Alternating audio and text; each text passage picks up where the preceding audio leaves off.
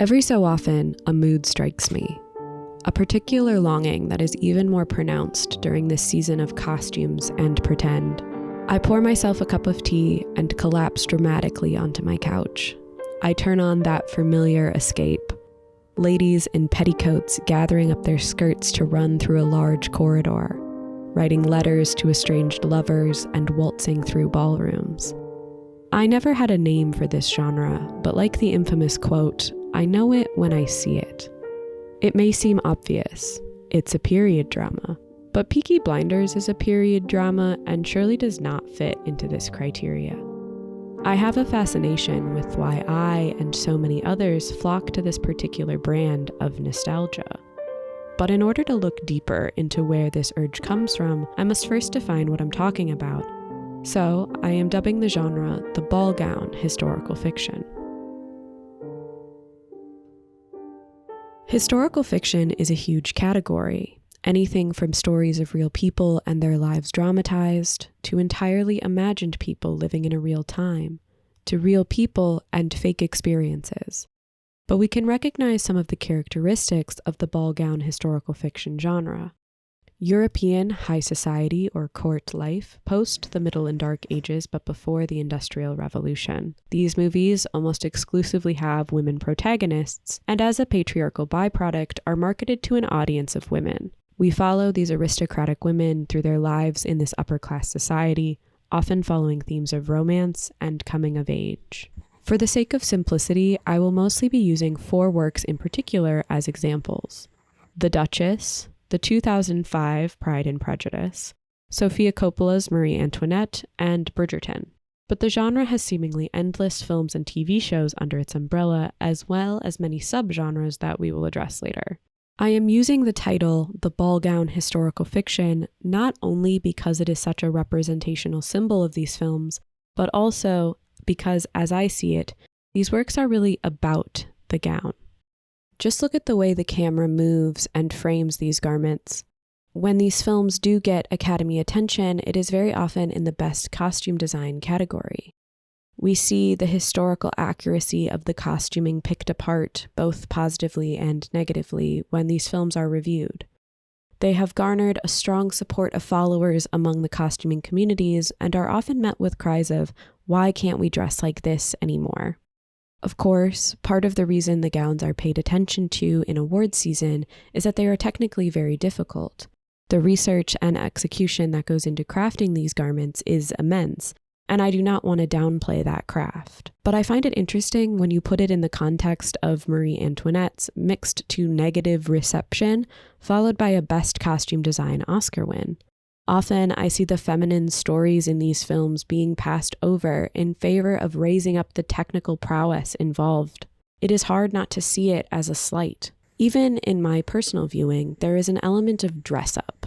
Of course, this does not simply mean to just put on the clothes, but to physically embody the fantasy that the clothes symbolize. But what exactly is that fantasy? From the outset, the obvious answer as to why these films are so popular and what is so appealing about them to their audience is that they are an escapist fantasy of luxury and opulence. Large, lavish castles and beautiful, intricate gowns make for a literal fairy tale. The escapism of these films entirely erases the fact that the vast majority of women during this time period did not live lives like these. It also ignores the poverty and exploitation that leads to this wealth. Even in Marie Antoinette, where the wealth gap is so central to her story, we see the masses displayed as a faceless horde. This is not necessarily a negative critique, as Copola has said she wanted us to see it from Marie's headspace, and this is how she would have seen it. But yet, the relationship to the genre feels much more complex than, say, a Barbie princess movie. There are darker elements at play than simply dresses and castles. A common trope of this genre is the gilded cage.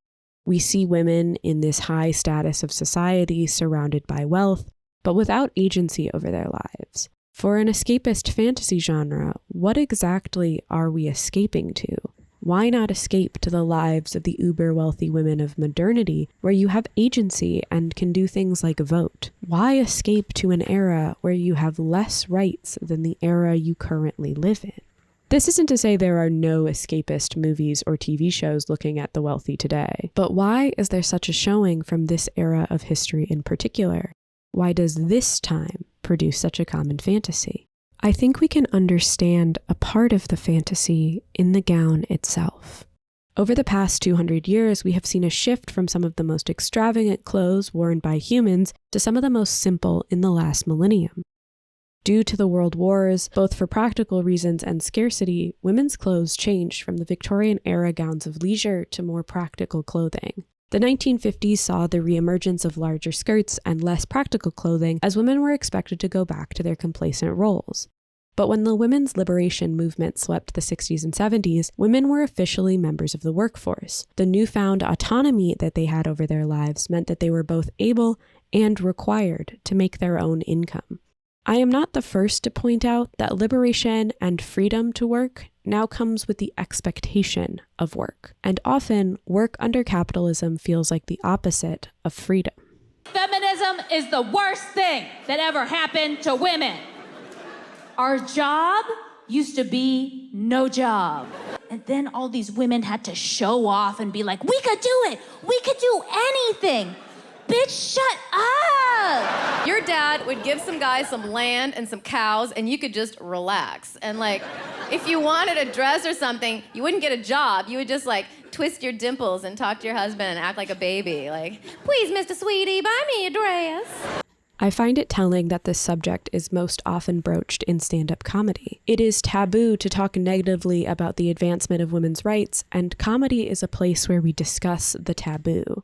These large gowns are emblematic of this change. They are the physical reality of the trade-off made for autonomy. They are symbols of extreme wealth, yes, but wealth in a different context. This is wealth in the context of leisure.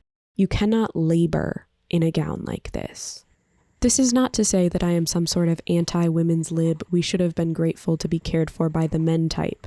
I cannot understate the progress the feminist movement has had in women being seen as people, and I don't think you can put a price on your humanity or your agency.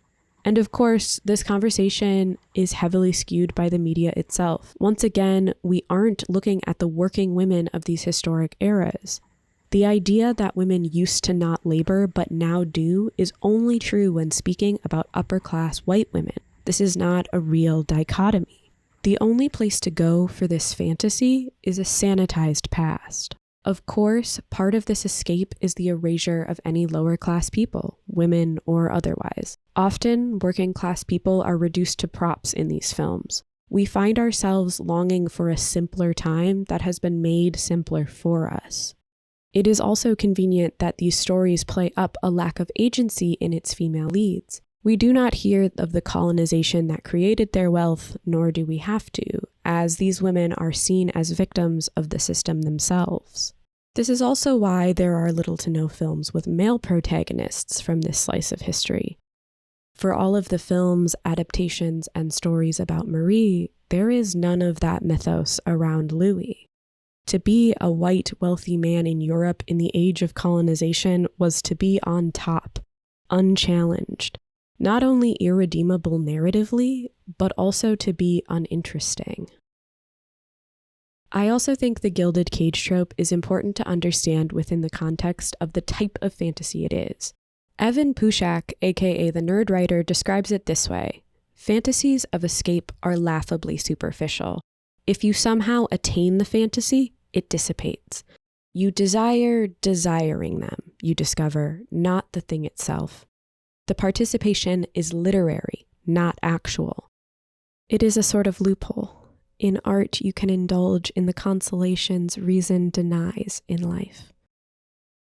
Each person's relationship to the gilded cage trope of these aristocratic women will be different, but in these films, there is a deep interplay of luxury and excess, twisted with power imbalance, politics, romance, sexuality, rigid social norms, and unabashed femininity, a fertile ground for fantasy dress-up of many types.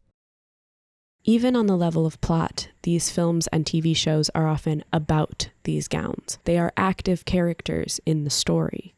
We see these gowns used as potent visual metaphors. We see our protagonists adorned, signifying power, We see them as signs of purity and virtue, or extravagant and gaudy to show a dishonorable desire for advancement. This is, of course, as good costume design should be. But this is also juxtaposed with another aspect, nakedness.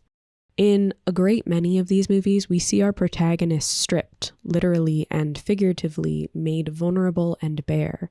These gowns are their power in a world where they are otherwise powerless.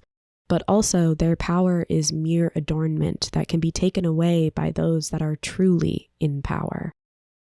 Well, you have so many ways of expressing yourselves, whereas we must make do with our hats and our dresses.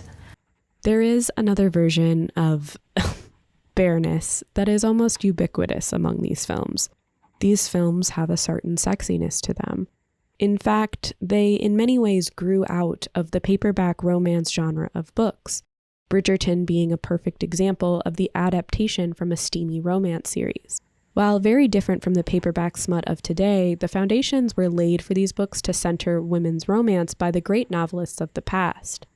It makes sense that Jane Austen adaptations belong here as well, seeing as she is often considered one of the founders of what we call the romance genre, which mainly began as being works by women, about women, for women. Recently on TikTok, there was a resurgence of this scene in particular, with people discussing just how erotic it was. What is a scene in a movie that is not inherently sexual that you find really hot?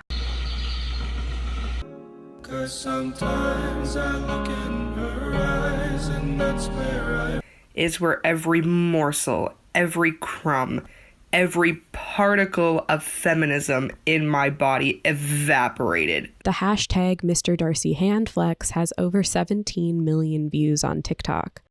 These films employ what is colloquially known as the female gaze, as that is their primary audience. These films unapologetically center women's sexuality. And to take a step back from a heteronormative framework, we see men being made the object of sexual desire, a role normally reserved for women in mainstream media. Personally and anecdotally, I think the handflex is an inherently sexual scene. The reason so many romance and sexy films take place in these eras is because they were a more sexually repressed time. The sexiness of the handflex is all of the sexual angst and desire spilling out over the top of the rigid social norms of the time. The era is what makes these things sexy that would not be sexy if they happened in a modern setting. This simple action was a small moment that revealed a deep inner desire, a crack in the veneer of respectability. To me, that's what makes this sexy. Tension beneath the requirements of propriety, to feel despite oneself. The further the distance between, the more intense the impending union. No two people's relationship with this media will be the same. This is also evident in the diversity within the genre itself. Different eras, levels of sexiness, and even trend cycles can be seen here. Recently, there have been more films of a serious nature that skirt the edges of this genre while pushing its boundaries cinematically. These slower, more avant-garde or surreal takes on the genre break it out of the status of lower media into critical success while still exploring the same themes of romance and coming of age. We also see the expansion of the genre into sapphic love stories.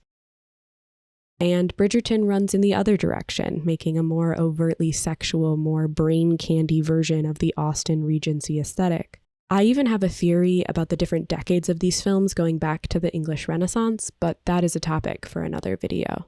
These films can be written off as escapist dress-up films, but the depths of why we dress up as what we do tells us a little bit more about what we long for.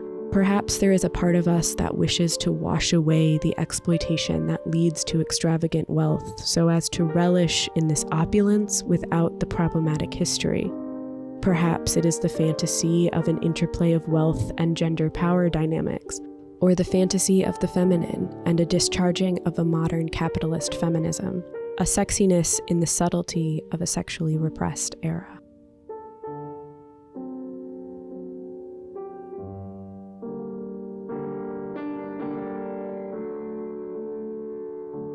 Jane Austen said, "Men have had every advantage of us in telling their own story. Education has been theirs in so much a higher degree. The pen has been in their hands, and I will not allow books to prove anything.